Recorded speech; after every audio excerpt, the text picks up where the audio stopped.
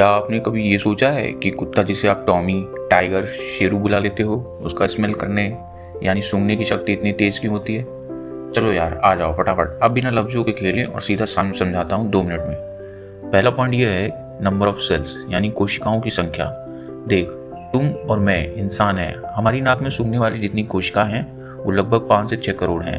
अब कुत्ते की नाक में जाओ, उसमें है 30 करोड़ कोशिकाएं, यानी कुत्ता हमसे 5 से 10 गुना ज़्यादा नहीं बल्कि 50 गुना ज़्यादा ताकत से सूंघ सकता है। जैसे तू साइकिल चला रहा है और सामने वाला बुलेट चला रहा है, बस ऐसा फ़र्क है। दूसरा पॉइंट है ब्रेन एलोकेशन, मतलब दिमाग का कितना हिस्सा किस काम में लगा हुआ है।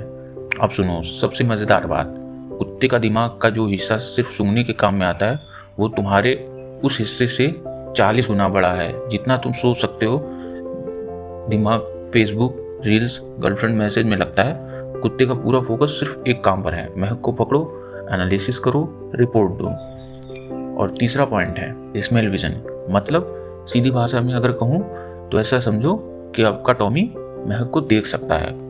कुत्ते के 2 नथुने होते हैं, अलग अलग काम करते हैं। जैसे तुम्हारी 2 आँख हैं, तुम 3D में देख सकते हो, ऐसे ही कुत्ते के 2 नथुने हैं, वो 3D में सूंघ सकता है।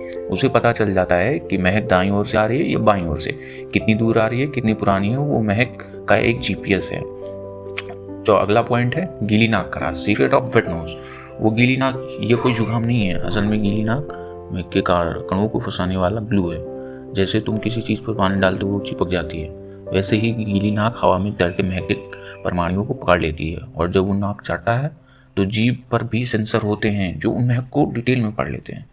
अब इसे एक एग्जांपल देकर समझाता हूँ। अब रियल लाइफ में देखो, तुम रसोई में जाते हो, तुम्हें बस इतना पता चलता है कि सब्जी में क्या बना है। कुत्ता उसी रसोई में जाए तो उसे पता चल जाएगा कि आलू कहाँ रखा है, प्याज कब कटा था, रोटी कितनी देर पहले बनी थी, और हाँ कल रात चूहा भी आया था किचन में या नहीं।